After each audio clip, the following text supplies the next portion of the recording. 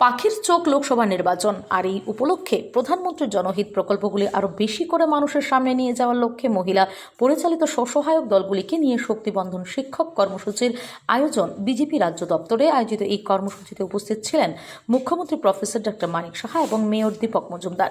লোকসভা নির্বাচন আসন্ন। এবারের লোকসভা নির্বাচনে প্রধানমন্ত্রী নরেন্দ্র মোদীকে তৃতীয়বারের জন্য প্রধানমন্ত্রী করার লক্ষ্যে মরিয়ার শাসক দল বিজেপি।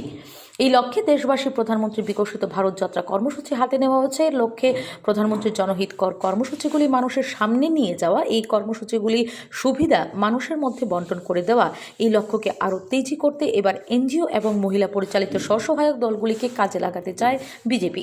এই লক্ষ্যে শনিবার বিজেপির রাজ্য দপ্তরে শক্তিবন্ধন শীর্ষক এক কর্মসূচির আয়োজন করা হয়। এই কর্মসূচিতে পশ্চিম জেলার মহিলা পরিচালিত এনজিও এবং স্বসহায়ক দলগুলি উপস্থিত ছিল। কর্মসূচিতে উপস্থিত ছিলেন মুখ্যমন্ত্রী প্রফেসর ডক্টর মানিক সাহা এবং মেয়র দীপক মজুমদার। এই প্রসঙ্গে মুখ্যমন্ত্রী জানান, প্রধানমন্ত্রীর জনহিতকর প্রকল্পগুলির সুবিধা আরও বেশি করে মানুষের সামনে তুলে ধরতে মহিলা পরিচালিত স্বসহায়ক দলগুলি উল্লেখযোগ্য ভূমিকা রয়েছে। মহিলা পরিচালিত স্বসহায়ক দলগুলো কি করে এই কাজ সুষ্ঠুভাবে সম্পন্ন করতে পারে তা নিয়ে এই বৈঠকে বিস্তারিত আলোচনা হয়েছে। উল্লেখ্য যে সম্প্রতি কেন্দ্রীয় অর্থমন্ত্রী নির্মলা সীতারামনের অন্তর্বর্তী বাজেটেও দেশের মহিলাদের সশক্তিকরণে জোর দেওয়া হয়েছে। লাখপতি দিদি কর্মসূচিতে 2 কোটি মহিলাদের যোগ করা হয়েছিল। অন্তর্বর্তী বাজেটে সেই সংখ্যা বাড়িয়ে 3 কোটি করা হয়েছে। পাশাপাশি সংসদে মহিলা সংরক্ষণ বিল পাশ করে লোকসভা এবং বিধানসভায় মহিলাদের আসল 1/3 করার সিদ্ধান্ত নেওয়া হয়েছে। সব মিলিয়ে বলা যায়, লোকসভা নির্বাচনকে পাখির চোখ। মহিলাদের আলো সক্রিয় করার লক্ষ্যেই এই ধরনের শক্তিবন্ধন কর্মসূচি হাতে নিয়েছে বিজেপি দল। আমাদের ভারতীয় জনতা পার্টি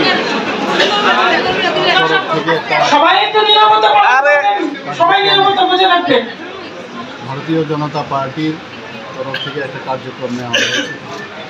আপনারা সবাই জানেন যে মহিলাদের সশক্তিকরণের যে বিষয়, সেটা মাননীয় প্রধানমন্ত্রী এবং আমাদের পার্টির যিনি সর্বভারতীয় সভাপতি সবসময় বলেন যে মহিলাদেরকে আমাদের সশক্তিকরণ করতে হবে।